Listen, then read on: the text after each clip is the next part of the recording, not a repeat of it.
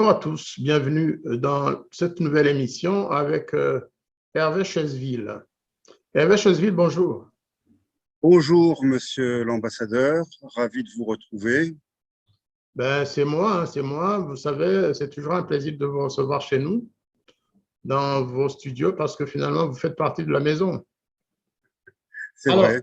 aujourd'hui, on ne va pas parler de votre région chérie. On ne va pas parler de l'Afrique des Grands Lacs. On ne va pas parler de l'Afrique. On s'éloigne un peu, mais le sujet qu'on va aborder ressemble un peu à ceux auxquels on est habitué. Nous parlerons donc aujourd'hui du génocide arménien. Vous avez dit un jour dans une émission que vous étiez un ami de l'Arménie, on a même suivi une émission sur l'Arménie sur la chaîne que vous animez. Et je me suis dit, pourquoi Hervé Chesville ne nous parlerait pas de l'Arménie et de ce génocide qui fait souvent débat d'ailleurs. Est-ce que vous pourriez nous parler de l'Arménie et d'abord, en introduction, nous dire quel lien avez-vous avec ce pays? Est-ce que vous êtes arménien? Est-ce que vous êtes juste un ami de l'Arménie? Et à quel titre? Alors, pour être très clair et très concis, je ne suis pas d'origine arménienne. Je n'ai aucune parenté arménienne. Le souvenir le plus ancien que j'ai de ce qu'on a appelé le génocide arménien, c'est peut-être ce que ma grand-mère m'en disait. Elle se souvenait avoir vu à Bastia à Bastia en Corse, donc l'arrivée des réfugiés arméniens après la Première Guerre mondiale. Elle en avait des souvenirs très, très vifs, très clairs, et ça l'avait beaucoup marqué. Donc, ces récits qui remontent à très loin, à mon enfance. Ensuite, autre événement qui m'a marqué, c'est en 1975, la sortie d'une chanson qui est encore une de mes chansons préférées aujourd'hui, la chanson de Charles Aznavour, qui s'intitule « Ils sont tombés ». C'était la première fois que ce grand chanteur, ce grand interprète, ce grand artiste français d'origine arménienne sortait une chanson ayant trait à son pays d'origine et à l'épouvantable tragédie qui s'était produite en 1915 et dans les années qui ont suivi dans ce qu'on appelle l'Arménie occidentale, qui est aujourd'hui partie intégrante de la Turquie. Et Aznavour est né en France, mais ses parents étaient des rescapés de cette tragédie. Ils étaient arrivés comme réfugiés en France. Par la suite, Aznavour, après la sortie de cette chanson, a multiplié les initiatives, notamment lors du tremblement de terre qui a détruit une partie du nord de l'Arménie en 87, je crois, 88.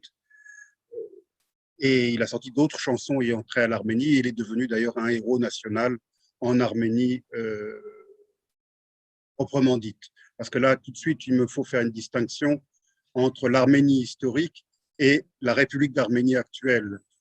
Je dis toujours en introduction, quand je parle du problème arménien, que l'Arménie actuelle n'est qu'un petit lambeau, un petit pays, un petit lambeau de ce qu'a été l'Arménie historique.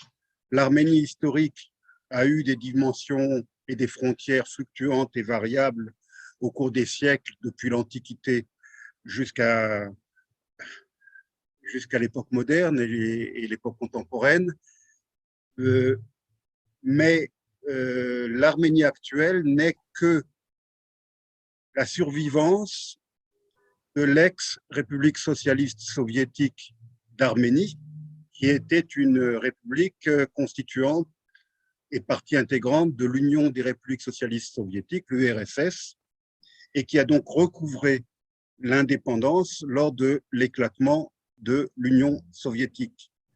Mais ce n'est qu'une partie de ce qu'on appelait autrefois l'Arménie orientale. La plus grande partie de l'Arménie, qui est l'Arménie occidentale, se trouve, comme je l'ai indiqué plus tôt, dans l'actuelle Turquie. L'Arménie a eu un destin un peu comparable à celui de la Pologne. La Pologne a été à de multiples reprises partagée entre ses puissants voisins. C'est la même chose qui s'est produite avec l'Arménie. Alors, pour conclure sur la question que vous m'aviez posée sur mes liens avec l'Arménie, donc il se limitait à ça jusqu'à ce que j'ai décrit, les souvenirs de ma grand-mère et la chanson de Charles Aznavour, jusqu'à une période très récente de ma vie, c'est-à-dire l'année dernière. L'année dernière, j'ai sorti un nouveau livre, qui est d'ailleurs mon dernier livre en date, qui s'intitule « Nouveau prêche dans le désert », qui faisait suite à un livre précédent publié quelques années plus tôt, qui s'intitulait, lui, « Prêche dans le désert ». Donc, lorsque j'étais sur le point d'envoyer ce livre à l'imprimeur pour qu'il soit publié, j'ai eu l'idée étrange peut-être d'ajouter un chapitre. Ah, est-ce que vous m'entendez? Je vous entends très bien. J'essaie de partager la carte de l'Arménie. Ah, très bien, très bien, très bien, parce que l'image a disparu sur mon écran, j'essaie de la rétablir. Et là, vous Voilà. voyez la carte Oui, arménienne? oui, je la vois, oui, effectivement, ce que vous avez montré à l'écran, c'est ce dont je parlais à l'instant, c'est-à-dire la République d'Arménie actuelle, qui n'est qu'un petit lambeau, c'est peut-être 1/10 de ce qu'était l'Arménie historique, qui s'étendait sur toute une région, donc sur le Caucase et sur une grande partie de l'Anatolie, donc le nord-est de de la Turquie actuelle, et sur une partie de l'Azerbaïdjan actuel et même une partie de la Géorgie actuelle. Donc ça, c'est le Caucase. J'en reviens à mes souvenirs. Donc, l'an passé, j'ai ajouté un chapitre au dernier moment à mon livre qui était sur le point de sortir, sur le Haut-Karabakh, que les Arméniens appellent Artsakh. Et je n'avais alors jamais mis les pieds au Haut-Karabakh et encore moins en Arménie. Mais comme vous le savez, j'ai une passion pour la géopolitique et pour les problèmes, pour les guerres larvées ou pour les conflits oubliés qui durent pendant des années, voire des décennies, sans être résolus. Et pour moi, le problème du Haut-Karabakh constituait l'un de ces problèmes, puisque le Haut-Karabakh, qui est une petite enclave peuplée d'Arméniens, mais située en territoire, parce qu'il est reconnu internationalement comme étant un territoire azerbaïdjanais, et qui a profité de la disparition de l'Union soviétique pour proclamer son indépendance après la tenue d'un référendum. Ce problème donc, du Haut-Karabakh me semblait oublié puisqu'il traînait depuis 1988-1989 jusqu'à nos jours. Et j'ai souhaité donc écrire un petit chapitre pour parler de ça, d'autant que dans le livre en question, je parlais beaucoup de la politique turque du président Erdogan, qui est une politique que je qualifie de néo-ottomanisme, visant à restaurer la grandeur passée de l'Empire ottoman sous la forme de la Turquie actuelle et d'étendre l'influence de la Turquie. D'ailleurs, vous parliez tout à l'heure de l'Afrique. Cette politique turque touche également l'Afrique, puisque moi j'ai constaté de mes propres yeux, non pas un retour, oui, on peut dire un retour, parce que la Turquie a été présente en Afrique à l'époque de l'Empire ottoman, en Égypte et au Soudan, mais en tout cas, une grande arrivée de la Turquie dans toute l'Afrique. On parle beaucoup de la venue de la Chine populaire, on parle moins de celle de la Turquie. Toute proportion gardée, elle est également très importante. On a vu des écoles turques, des instituts turcs ouvrir un peu partout en Afrique. On a vu la compagnie Turkish Airlines multiplier les destinations africaines. On a vu des sociétés turques investir un peu partout en Afrique. Donc, j'ai trouvé à propos de parler de ce problème du Haut-Karabakh, qui était une question oubliée. Et le livre est sorti en septembre 2020. quelques jours plus tard, quelques jours après la sortie de ce livre, qui allait s'avérer un peu prémonitoire, l'Azerbaïdjan a déclenché une guerre totale contre cette enclave arménienne d'Artsakh, du Haut-Karabakh, et a tenté de reconquérir ou de conquérir tout simplement ce territoire par la force. Donc, cet événement m'a rapproché de certains Arméniens ici en Corse et ailleurs en France continentale et au-delà d'ailleurs.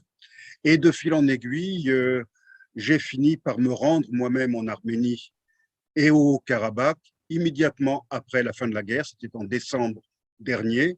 J'ai eu le privilège de pouvoir me rendre en Arménie en plein hiver et de là, de gagner par la route le Haut-Karabakh. Pour cela, j'ai dû traverser ce qu'on appelle le corridor de Latchine, qui est une route sous le contrôle de l'armée russe, qui a envoyé une force de maintien de la paix lors de la conclusion du cessez-le-feu le 9 novembre 2020.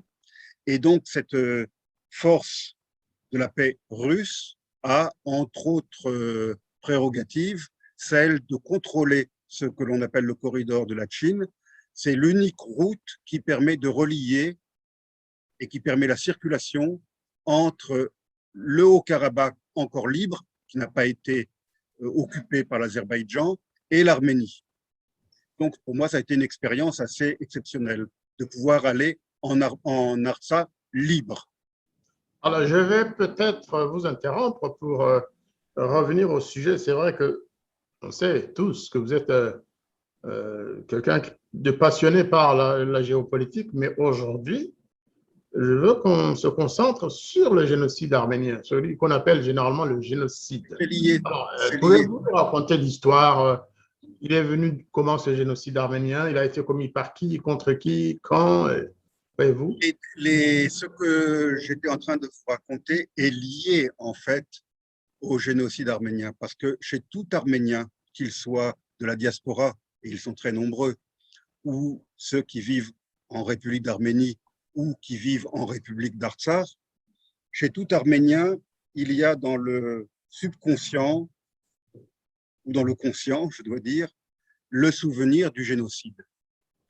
Et n'oublions pas que ce génocide a été perpétré par l'Empire ottoman, c'est-à-dire par la Turquie, ce qu'on appelle aujourd'hui la Turquie. Le génocide a eu lieu en 1915, a commencé en 1915, le 24 avril très exactement, alors que l'Empire ottoman était engagé dans la Première Guerre mondiale aux côtés de l'Allemagne et de l'Autriche-Hongrie contre la Russie, la France et le Royaume-Uni.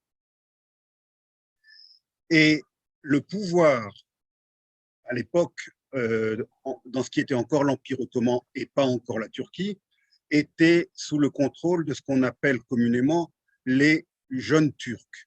Les jeunes Turcs, c'est un surnom qu'on a donné au CUP, un parti politique révolutionnaire turc qui cherchait à moderniser le pays qui était en pleine décadence avec, à l'époque de l'Empire ottoman, pour en faire éventuellement une république moderne. Mais pour cela, les idéologues du CUP, donc des jeunes Turcs, ont développé une idéologie turque, parce que l'Empire ottoman était un empire multinational qui s'étendait sur 3 continents, l'Afrique, l'Asie, donc le Moyen-Orient, et l'Europe, les Balkans. Et la moitié à peine de cette population, peut-être moins, de cette population de l'Empire ottoman était composée de Turcs, turcophones. Tous les autres étaient des minorités ethniques. Mais quand on additionne les minorités, ça finit par faire une majorité. Et effectivement, l'Empire ottoman était un puzzle, un véritable puzzle ethnique et religieux. Il y avait des Arméniens, bien sûr, il y avait des Grecs qui étaient là depuis l'Antiquité, il y avait des Juifs, il y avait des Arabes, il y avait des Perses, il y avait des toutes sortes de minorités, des Bulgares et autres, et autres, et autres. Et donc, au point de vue religieux, c'était également un puzzle, puisqu'il y avait naturellement l'islam majoritaire, qui était l'islam sunnite, qui est encore aujourd'hui la religion de la Turquie moderne, mais il y avait également des minorités islamiques considérées plus ou moins comme hérétiques par les sunnites. Il y avait des soufis, il y avait des chiites et bien d'autres encore. Et pour ce qui est des non-musulmans, il y avait, alors là, toutes les églises d'Orient étaient représentées. Il y avait, et elles aussi, qui prédataient de loin l'arrivée des Arabes et l'arrivée des Turcs dans la région, qui ont introduit l'islam. Il y avait donc des orthodoxes, des Grecs orthodoxes. Il y avait l'église arménienne qu'on appelle apostolique, l'église apostolique. Il y avait l'église syriaque, l'église chaldéenne, l'église maronite et tant d'autres encore.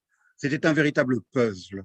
Donc, comment construire une nation? Parce que rappelons à nos auditeurs, à nos vidéospectateurs, que le 19e siècle a été l'émergence des nations partout en Europe.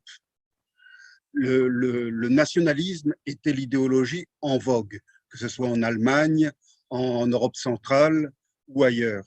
Et l'Empire ottoman n'a pas fait exception.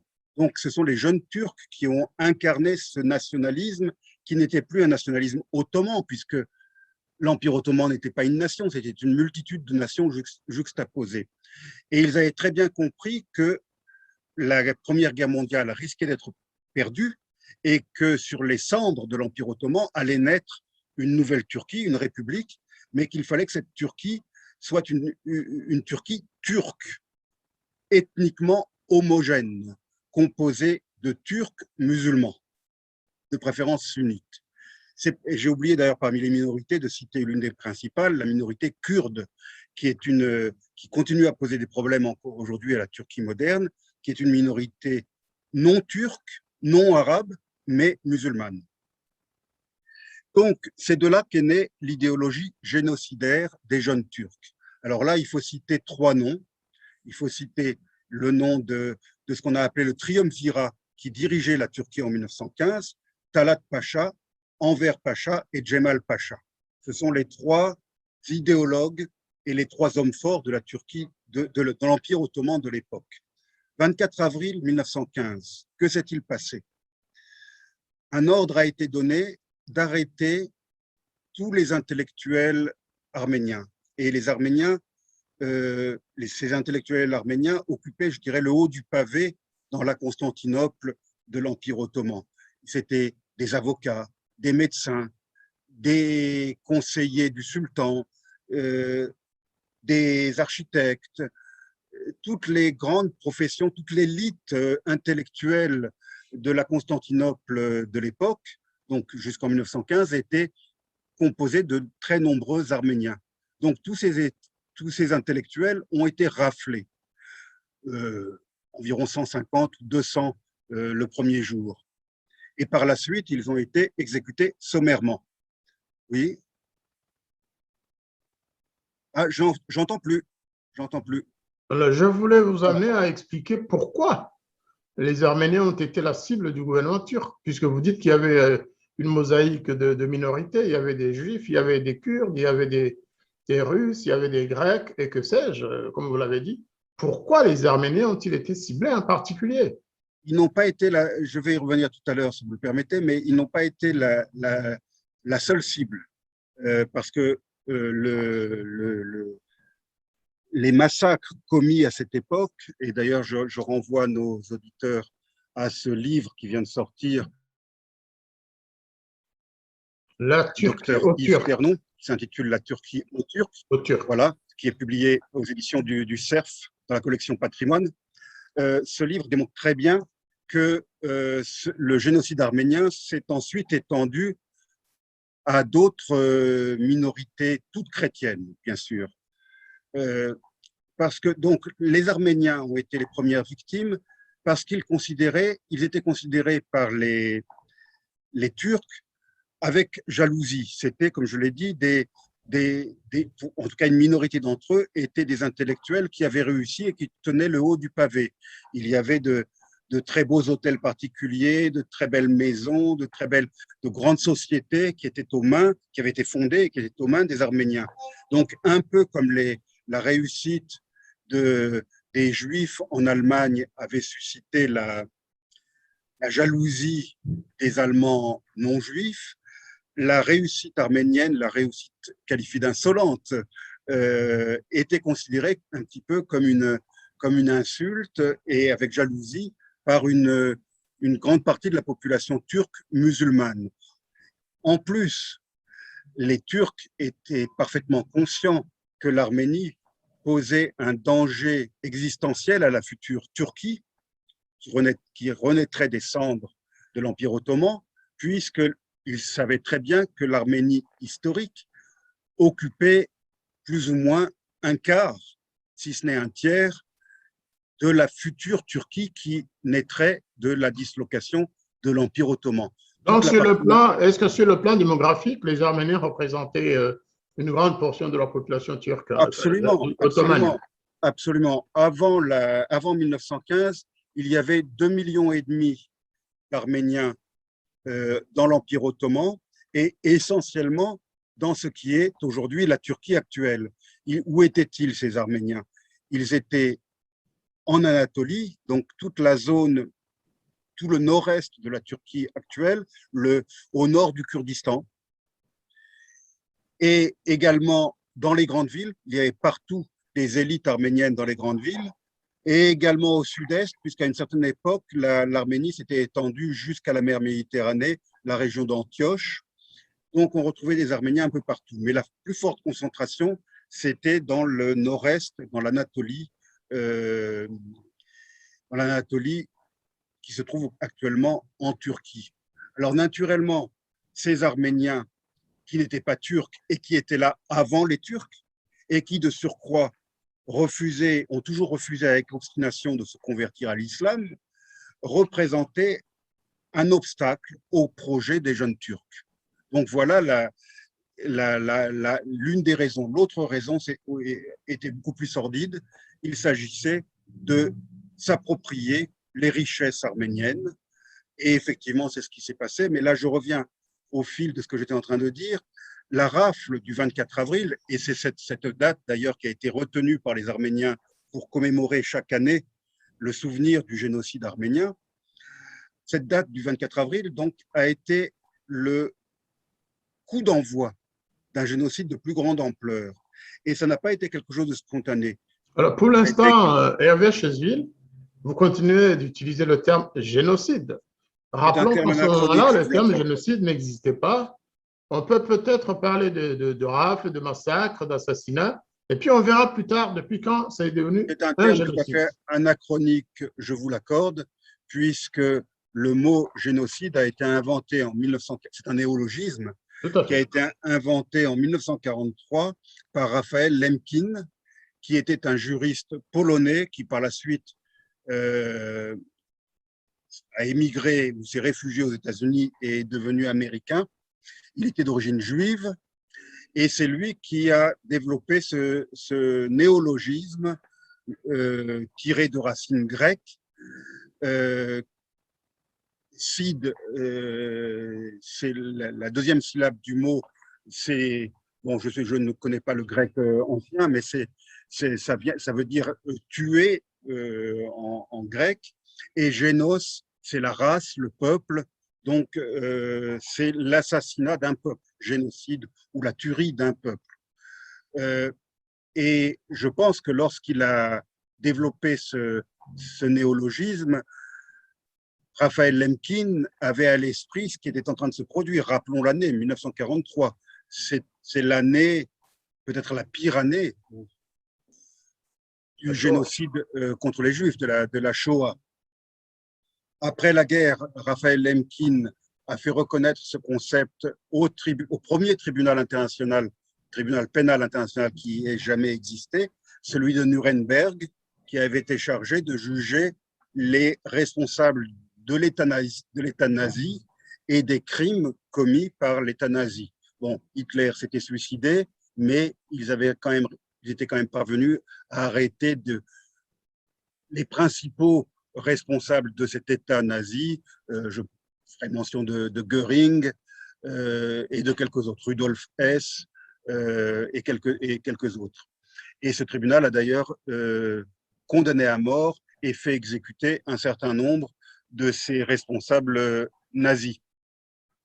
Et ensuite, Raphaël Lemkin a fait reconnaître ce concept de génocide par l'ONU qui venait d'être créée. En 1948, il a fait reconnaître par l'ONU ce concept qui a d'ailleurs été adopté par l'Assemblée générale des Nations unies le 9 décembre 1948. Donc, si vous me dites que je ne dois pas utiliser le mot génocide pour décrire le déroulement du génocide arménien, vous avez parfaitement raison, c'est un anachronisme, mais dans ces conditions, je ne pourrais pas non plus parler de génocide en ce qui concerne la Shoah, puisque le terme n'était pas encore reconnu internationalement à l'époque des faits. Donc, par facilité, Non, c'était pour justement montrer cet anachronisme. Vous avez raison. Sinon, moi, je comprends tout à fait. Moi, et quand je parle du génocide arménien, je n'ai pas d'autre thème que le mot génocide, en fait. Bien sûr. Vous avez parfaitement raison. Et d'ailleurs, à l'époque, naturellement, on ne parlait pas de génocide, on parlait de massacres de masse ou de crimes contre l'humanité. Je voudrais vous renvoyer à la déclaration commune qui a été publiée par les puissances alliées au moment même du génocide, au moment même où le génocide était commis.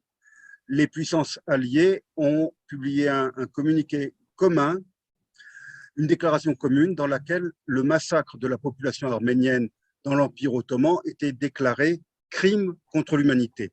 Et ce communiqué prévenait d'ailleurs le pouvoir ottoman qu'ils auraient des comptes à rendre. Mais ça s'est limité à une déclaration, donc une déclaration signée par la Russie, par le gouvernement russe, par le gouvernement britannique et par le gouvernement français. Parce qu'à l'époque, c'était donc la Première Guerre mondiale, et il est bien évident qu'aucune de ces trois puissances ne pouvait intervenir en Turquie même pour arrêter les massacres en cours. Et donc, les Arméniens ont été abandonnés à leur triste sort.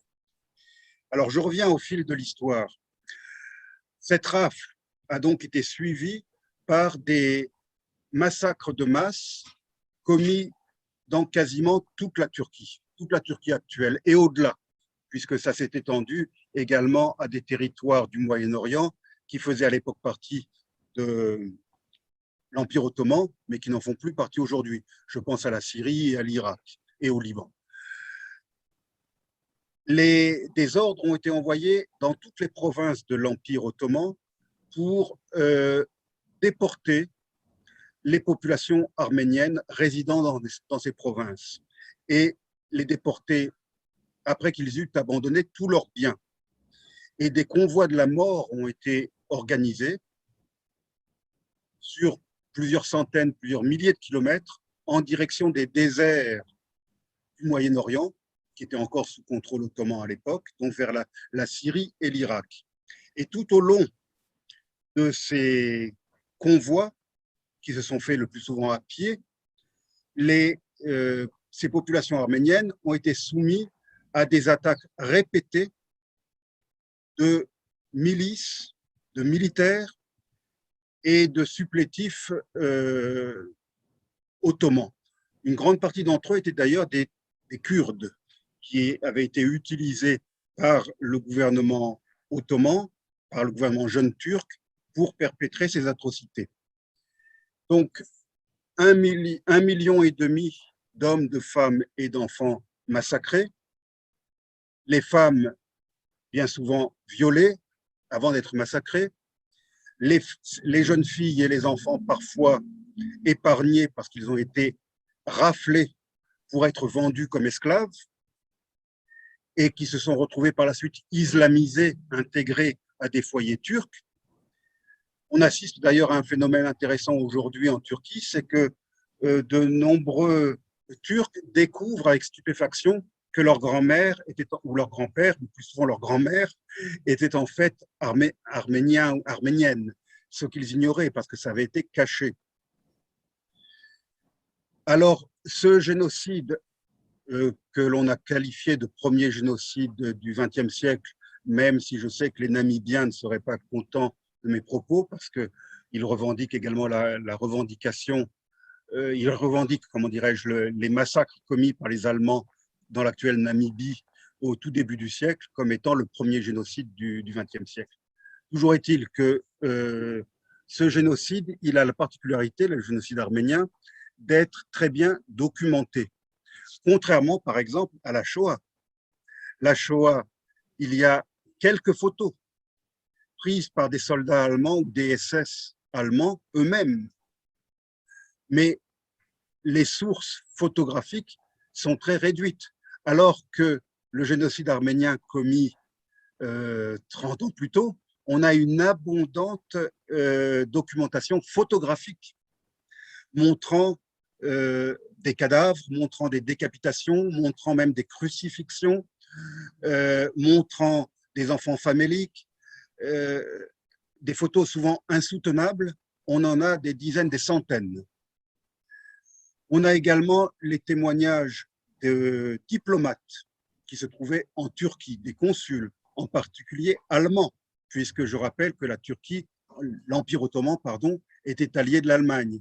Donc, des diplomates allemands ont été témoins, ont rendu compte, ont tenté d'alerter le gouvernement allemand qui n'a strictement rien fait parce qu'il tenait à ménager leur allié. Des témoignages de missionnaires. Il y avait des missionnaires chrétiens, protestants ou catholiques. Il y avait dans l'Empire ottoman un certain nombre de missionnaires qui n'étaient pas issus des puissances belligérantes, c'est-à-dire principalement des Américains, puisque les États-Unis, je le rappelle, ne sont entrés en guerre qu'en 1917, donc après le génocide. Et ces missionnaires ont été témoins, ont même ramené des photos de ce qu'ils ont vu. Et preuve accablante supplémentaire, nous avons des textes écrits de la main même des responsables jeunes turcs, donc du triumvirat que j'ai cité tout à l'heure, Talat Pacha, Enver Pacha et Djemal Pacha, dont un texte constituait un ordre envoyé par Talat Pacha à tous les gouverneurs et tous les responsables administratifs ottomans, leur ordonnant, je cite, de tuer tous les hommes, femmes et enfants arméniens sans exception. Donc ça a été écrit de sa main et signé par lui. C'est pour ça que ce génocide, même si on ne l'appelait pas génocide à l'époque, est irréfutable. Les preuves abondent. C'est certainement le génocide le mieux documenté du XXe siècle, après peut-être maintenant le génocide des Tutsis au Rwanda, puisque là, effectivement, le génocide des Tutsis au Rwanda a suscité beaucoup de travaux, de recherches et de documents et de livres qui aujourd'hui abondent. Mais je trouve malgré tout remarquable qu'il y ait autant de documentation sur le génocide arménien, parce qu'il faut se rappeler qu'en 1915, 1916, 1917, l'Internet n'existait pas, la photographie balbutiait encore, et donc c'est tout à fait remarquable qu'on ait autant de documents.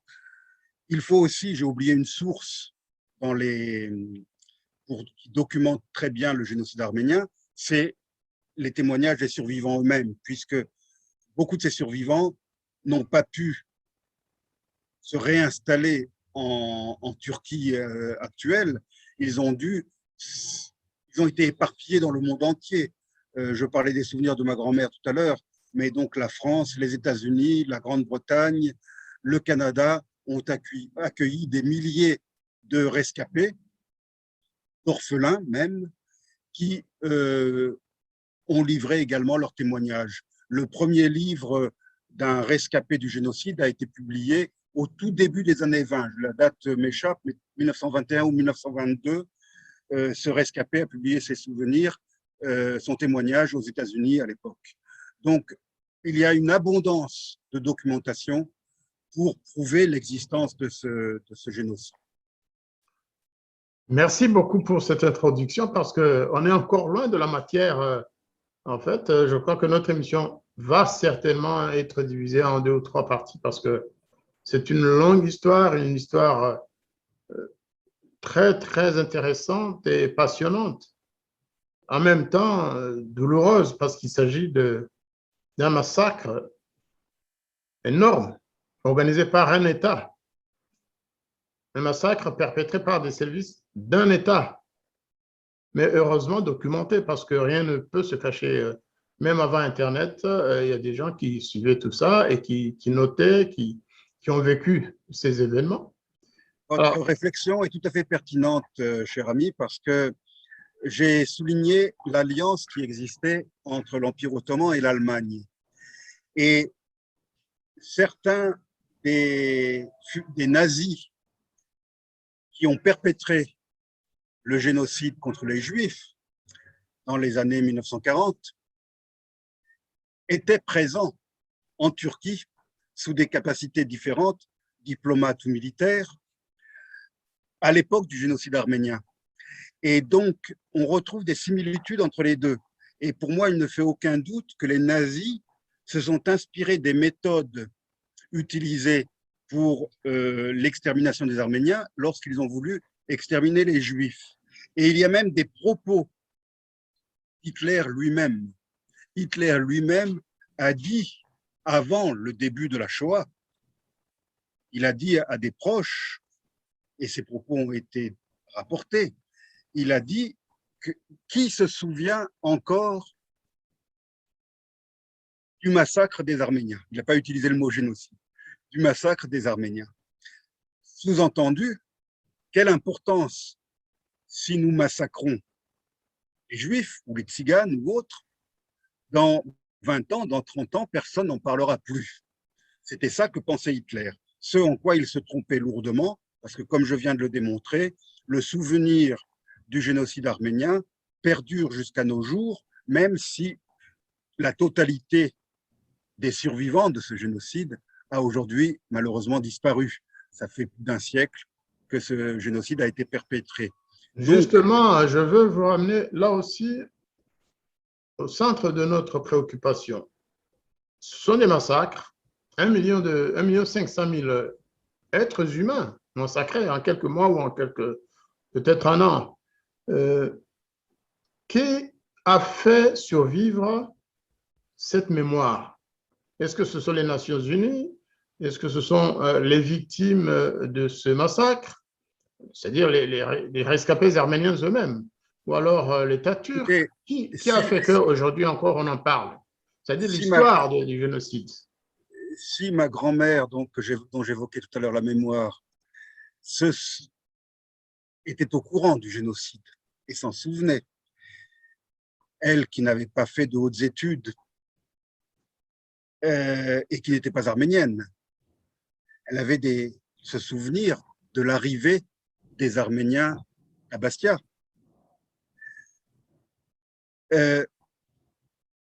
Il ne fait bien sûr aucun doute que de nombreux contemporains du génocide arménien étaient au courant. La presse française, la presse britannique, la presse américaine en ont beaucoup fait écho à l'époque, au moment même où le génocide était en train d'être perpétré. Et par la suite, des milliers et des milliers d'hommes, de femmes, d'enfants sont arrivés en Europe occidentale et en Amérique du Nord, et voire même en Australie ou ailleurs.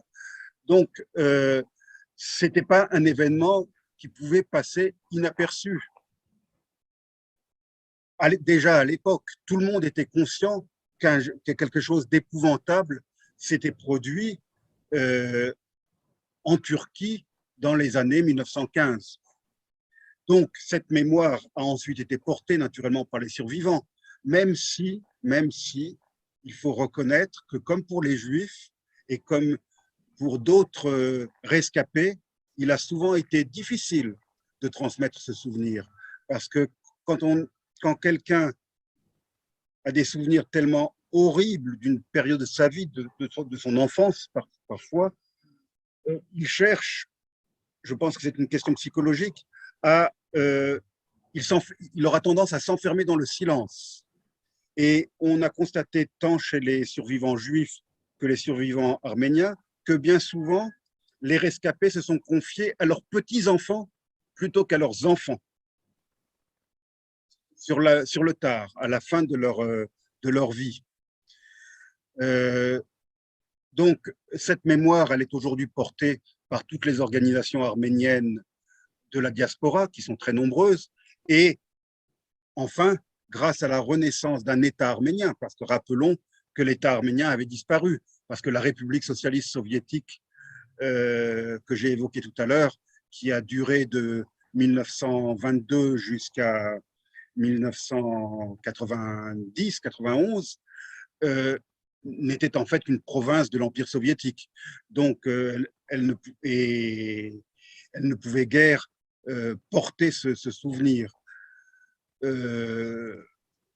Donc, depuis la renaissance d'une Arménie indépendante, naturellement, l'État arménien a mis tout son poids, modeste certes, parce que c'est un petit pays, mais pour porter ce souvenir. Il y a d'ailleurs eu à Yerevan de grandes commémorations. Il y en a chaque année, mais il y en a eu particulièrement pour le centenaire du génocide en 2015. Des personnalités du monde entier étaient présentes à Yerevan ce jour-là. Écoutez, on va revenir un peu en arrière avant d'arriver à Yerevan, parce qu'à l'époque du génocide, l'Arménie actuelle n'existait pas. Le terme génocide n'existait pas. L'Arménie actuelle n'était pas sous contrôle Tout à des fait. Ottomans. Donc, Exactement. l'Arménie actuelle, la population de souche, si je puis dire, n'a pas été victime du génocide, même si je dois relativiser en disant que de nombreux réfugiés qui ont fui le génocide ont trouvé refuge en Arménie orientale, c'est-à-dire dans ce qui est aujourd'hui l'Arménie actuelle. Donc, il y a aussi des descendants de victimes du génocide dans l'Arménie actuelle. Tout à fait, je comprends. Pour l'instant, moi, je m'intéresse surtout aux victimes arméniennes et surtout aux rescapés, c'est-à-dire ceux qui ont raconté l'histoire. Vous savez, on entend tout à propos du terme génocide. On dit souvent que les victimes d'un crime contre l'humanité, comme le génocide, n'ont pas le droit d'en parler avant que cela ne soit reconnu par les Nations Unies. À l'époque, l'ONU n'existait pas, à l'époque du génocide. Ça aussi, c'est un autre problème, c'est une autre question. Il n'y avait aucune organisation internationale, puisque même la SDN n'existait pas lorsque le génocide. Tout à fait. Donc, en l'occurrence, moi, la question que je me pose, et surtout pour nos auditeurs qui se posent souvent cette question à l'égard d'autres génocides plus récents, quand les victimes du génocide arménien ont-ils commencé à en revendiquer publiquement la reconnaissance? Et en fait, c'est un peu l'histoire ou l'historique du combat qu'ils ont mené après ces massacres. Alors, et comment ils ont commencé à utiliser le terme génocide et quelle a été la réponse de l'ONU après sa naissance? Nos téléspectateurs seront sans doute surpris d'apprendre que ce sont les autorités turques elles-mêmes qui ont reconnu les massacres de masse commis contre la population arménienne de leur pays, et ce, dès 1920. Donc, après la défaite, après l'écroulement de l'Empire ottoman, les autorités de la Nouvelle Turquie ont lancé une enquête officielle et ont créé un tribunal militaire spécialement constitué donc pour juger les perpétrateurs de ces massacres. Et avant cela, il n'y a pas eu de plainte par les familles des victimes qui ont peut-être poussé le gouvernement justement à le reconnaître et à engager des poursuites? Les familles des victimes n'étaient plus en Turquie à l'époque. Donc, elles essayaient de se reconstruire dans la diaspora, mais elles n'étaient plus il n'y avait plus d'Arméniens, quasiment plus, dans la Turquie nouvelle. Et donc, ce tribunal militaire de Constantinople a déclaré coupable Talat Pacha, Enver Pacha, Jamal Pacha, Behedine Shakir et les a condamnés à mort par contumace, parce qu'ils ils étaient tous partis se réfugier ailleurs, condamnés à mort pour avoir planifié et perpétré les massacres de masse. Notez bien qu'ils n'ont pas utilisé le terme génocide qui n'existait pas. Et malheureusement, disons que les circonstances ont fait que cette sentence n'a pas pu être appliquée puisque ces gens étaient réfugiés ailleurs et qu'ensuite Kemal Atatürk est arrivé au pouvoir et a repris une partie de l'idéologie jeune turque dont il était sympathisant pour construire la nouvelle République turque. Et cette nouvelle République turque ne pouvait pas être construite, selon lui en tout cas, si ce génocide était reconnu. Et c'est donc à partir de là que l'État turc a commencé à nier l'existence même du génocide, et c'est des massacres de masse. Et c'est pour cela que les Arméniens eux-mêmes se sont organisés pour rendre la justice et que les responsables de ces massacres de masse ont été pourchassés par des organisations arméniennes. C'est ainsi que Talat Pacha, l'ancien grand vizir qui était réfugié à Berlin, a été assassiné dans la rue à Berlin le 15 mars 1921 par Sogomon Tehlirian. Il s'est aussitôt constitué prisonnier après avoir assassiné Talat Pacha et il a été jugé à Berlin et il a réussi à utiliser ce procès comme une tribune pour dénoncer les massacres de masse commis contre son peuple, à tel point qu'il a réussi à attirer la sympathie de l'opinion publique allemande et internationale. La presse était présente et que finalement le tribunal n'a pas eu d'autre choix que de l'acquitter. D'accord. Il a été acquitté. Djemal Pacha a été, lui, de son côté, assassiné par un Arménien le 25 juin 1925 à Tiflis. Tiflis, c'est l'actuel Tbilissi, la capitale de la Géorgie. Et Behedine Shakir a été abattu en avril 1922 également à Berlin. Donc vous voyez, et je passe les autres assassinats qui ont été commis, donc vous voyez que les Arméniens, comme les Juifs, comme les Israéliens après la Seconde Guerre mondiale, se sont organisés pour que justice soit rendue. Et d'ailleurs, le Sogomon Tehlirian avait dit au tribunal de Berlin qu'en assassinant Talat Pacha, il n'avait fait qu'exécuter la sentence qui avait été rendue par le tribunal militaire de Constantinople. Sauf qu'il n'était pas habilité à exécuter les sentences des tribunaux. Bien sûr. Moi, je dirais même que l'acquittement du premier, celui qui a assassiné le premier Pacha, a constitué une sorte d'encouragement au crime, en fait. Absolument. Au meurtre. Et pour terminer l'histoire de l'assassinat de Talat Pacha, je vais rajouter quand même un détail qui intéressera certainement vos vidéos spectateurs. Talat Pacha, il a été enterré à Berlin. Figurez-vous qu'en 1943, je crois, Hitler a autorisé le rapatriement de la dépouille de Talat Pacha en Turquie. La Turquie, qui était soi-disant neutre pendant la Seconde Guerre mondiale, mais que Hitler cherchait à tirer de son côté. Donc, pour faire plaisir aux Turcs, il a renvoyé la dépouille de Talat Pacha et un très beau mausolée a été construit par le gouvernement turc pour abriter cette dépouille. Et dans la Turquie actuelle, des avenues, des rues, des monuments, des institutions portent le nom de Talat Pacha, qui est honoré comme un héros. Le président turc lui-même, Erdogan, s'est référé à Talat Pacha. Donc, c'est pas du tout quelqu'un dont on aurait honte. Et c'est là que je voudrais souligner un point important, c'est la différence entre la Shoah et le génocide arménien. C'est que, en ce qui concerne la Shoah, l'Allemagne moderne, l'Allemagne qui a ressuscité en 1949 sous la forme de deux États et finalement d'un seul État depuis 1990, donc l'Allemagne moderne a très vite reconnu les horreurs du nazisme, reconnu les crimes commis au nom du peuple allemand par les nazis et a demandé pardon. Un souvenir inoubliable, c'est de voir le chancelier Willy Brandt s'agenouiller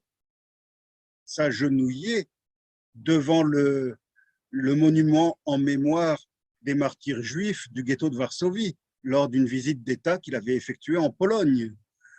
L'Allemagne moderne a multiplié les gestes en faveur des Juifs, en faveur d'Israël, non pas pour compenser, on ne peut pas compenser une telle horreur, mais pour demander pardon. Et la propagande nazie est interdite en Allemagne. Même le livre d'Hitler, Mein Kampf, a été longtemps interdit.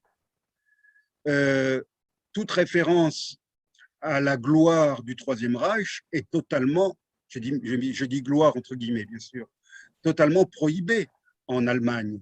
Alors qu'en Turquie, ouvertement, les dirigeants turcs jusqu'au plus élevé, c'est-à-dire le président actuel, font référence à la gloire passée des jeunes Turcs, de Talat Pacha, d'Enver Pacha, et revendiquent ouvertement cet héritage.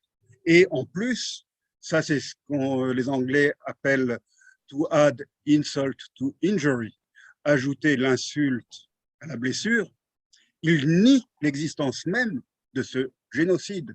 Pour eux, il y a eu, bon, c'était la Première Guerre mondiale, il y a eu des massacres de part et d'autre dans lesquels des Arméniens et des Turcs ont malheureusement trouvé la mort, mais qui ne constituait absolument pas un génocide. Là, vous entrez justement dans la partie qui nous intéresse. Peut-être que ça va être la fin de la première partie de notre émission. Dans la deuxième, on abordera plus en profondeur l'aspect reconnaissance par les Nations Unies, reconnaissance internationale de ce génocide. Vous dites que le gouvernement turc, et c'est de bonne guerre, n'accepte pas ce génocide. C'est bien cela. Mais pourquoi est-ce de bonne guerre? En quoi est-ce que l'Allemagne d'aujourd'hui souffrirait-elle d'avoir reconnu dès 1949 les horreurs du nazisme Parce que l'Allemagne a été vaincue, elle a perdu la guerre. La Turquie n'a pas perdu la guerre. La Turquie a perdu la Première Guerre mondiale. Oui, mais après, de la même manière que l'Allemagne l'avait perdue. C'est vrai, mais il n'y a pas eu d'imposition d'une certaine obligation de pardon perpétuel. L'Allemagne a perdu la guerre 2 fois, la première et la deuxième. C'est vrai. Alors que la Turquie, elle est là, elle refuse absolument cette infamie. Je voudrais que nos auditeurs comprennent que depuis l'arrivée au pouvoir d'Atatürk au milieu des années 20, des générations et des générations de Turcs ont été éduqués dans les écoles de Turquie avec une histoire officielle qui n'est pas la véritable histoire, et on a inculqué à toutes ces générations de Turcs, même les enfants actuels de Turquie, on leur a appris que ce génocide n'avait jamais existé. Donc, quand vous voyez à la télévision ou ailleurs des Turcs déclarer avec véhémence que ce génocide était une invention de l'Occident ou une invention des Arméniens de la diaspora qui haïssent la Turquie, je suis prêt à parier qu'ils sont parfaitement sincères. Ils sont victimes de l'histoire officielle. Et là, c'est un clin d'œil que j'adresse naturellement au Rwanda, puisque le même processus a eu lieu depuis 1994 pour imposer une version officielle et un enseignement de l'histoire officielle aux nouvelles générations de Rwandais. Là, on peut faire une comparaison entre les deux cas, sauf que dans le cas de la Turquie, ça a duré beaucoup plus longtemps, puisque ça dure depuis le milieu des années 20, sans discontinuer jusqu'à aujourd'hui. Vous avez bien compris ma préoccupation, parce que au fur et à mesure que vous en parlez, je vois l'Afrique des Grands Lacs, qui a connu des génocides, les 3 pays principalement, le Rwanda, le Burundi et le Congo. Mais depuis 1994, les Nations Unies, la communauté internationale en général, arguent que personne n'a le droit de parler d'un génocide si ce n'est le génocide des Tutsis. Donc, dans la deuxième partie, je propose qu'on aborde cette question sans nécessairement me référer au génocide des Tutsis ou des Hutus ou des Congolais, mais en faisant exactement la lumière sur les voies de reconnaissance d'un génocide sur le plan international. Le modèle arménien, je pense, l'exemple arménien est un bon exemple qui va nous permettre d'informer ceux des rescapés d'autres génocides en Afrique ou ailleurs, n'osent pas en parler, n'osent pas le dire parce que l'ONU a fermé les portes à toute. Vous savez, le génocide, ce n'est pas un avantage, c'est juste que les gens veulent exprimer leur souffrance, veulent peut-être des réparations par rapport aux malheurs qui leur sont arrivés. Mais les pays qui sont pointés du doigt ou les régimes au pouvoir qui sont pointés du doigt, ils se comportent exactement comme les autorités turques de l'époque. Vous avez parfaitement raison, mais je comprends un peu aussi la préoccupation, que ce soit de l'ONU ou d'autres instances internationales, quant à l'usage du terme génocide. Il faut être très, très, très vigilant et très spécifique quand on utilise ce terme. Et je regrette, pour ma part, que ce terme ait été galvaudé depuis, bon, disons, depuis quelques, peut-être 20 ans ou 30 ans, il a été galvaudé par certaines organisations qui, dès que des massacres sont commis, ou des incidents graves impliquant mort d'hommes, de femmes ou d'enfants sont commis, plaquent tout de suite le mot génocide sur l'événement.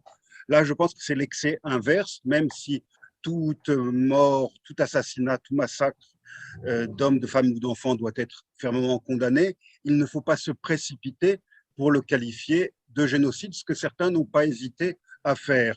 Pour citer un exemple qui peut-être fera sourire vos vidéospectateurs, je vous parle depuis la Corse, et ici, certaines organisations nationalistes corses n'hésitent pas à parler de génocide culturel en parlant de la politique de la France en Corse, qui a tout fait pour éradiquer la langue corse et la culture corse, etc., pendant 2 siècles.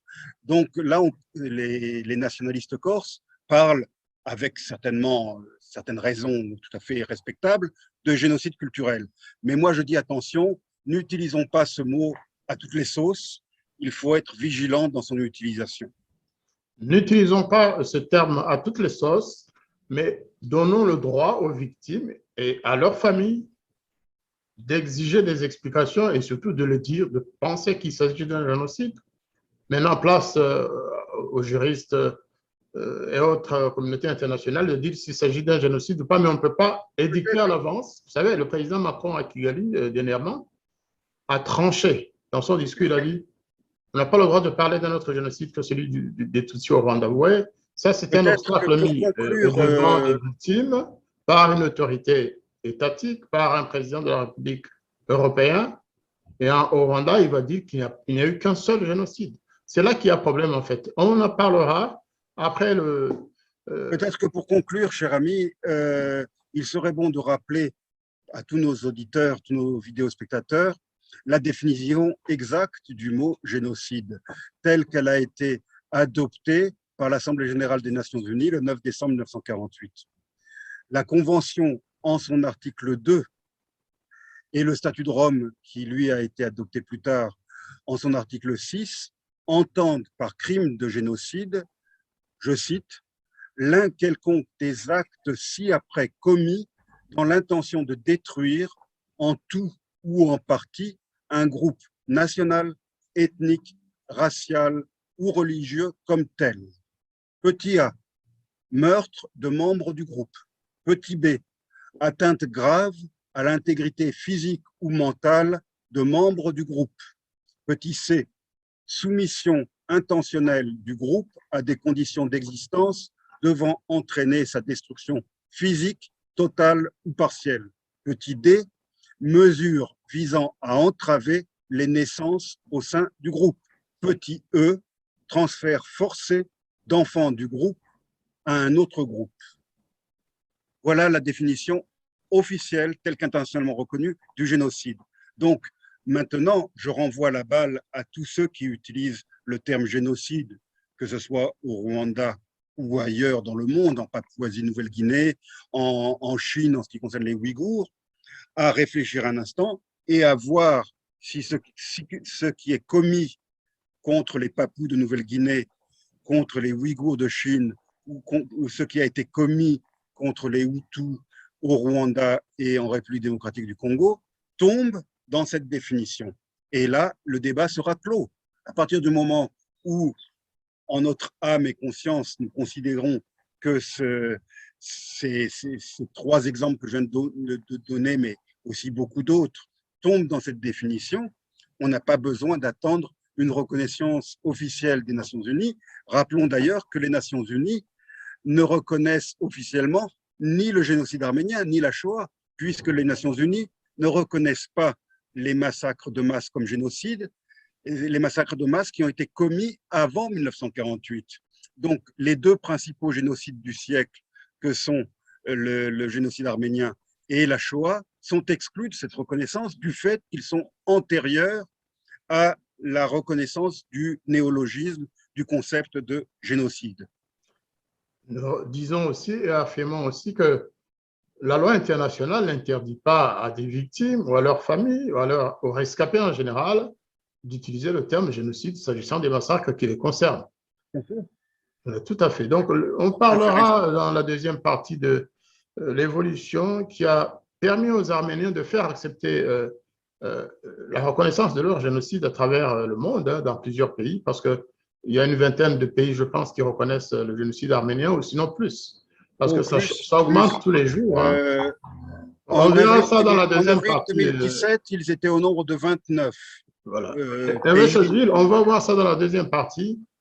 Et si ça doit servir de modèle pour calmer effectivement l'usage abusif de ce terme pour les autres massacres, on verra bien. En tout cas, je vous remercie beaucoup de nous avoir apporté beaucoup de lumière sur cette question et cela servira pour beaucoup en Afrique, surtout dans l'Afrique des Grands Lacs, pour comprendre pourquoi aujourd'hui certains ont le droit de parler de génocide et d'autres pas.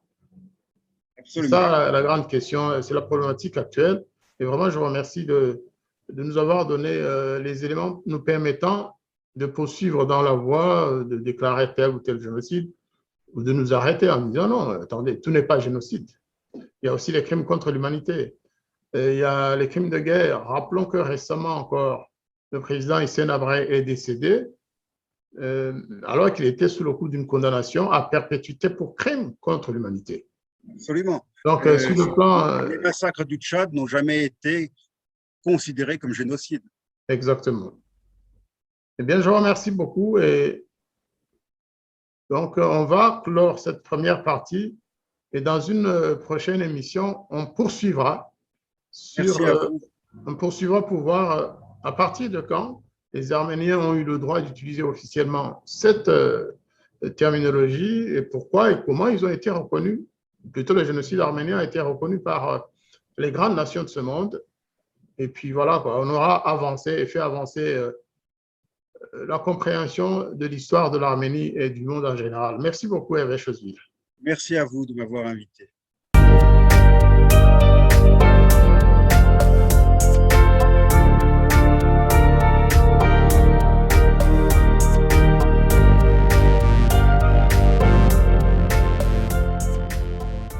Les habitants de mon pays ont désespérément besoin de la paix. Mais comment construire la paix sur des fausses communes? Comment construire la paix sans vérité ni réconciliation? Comment construire la paix sans justice ni réparation?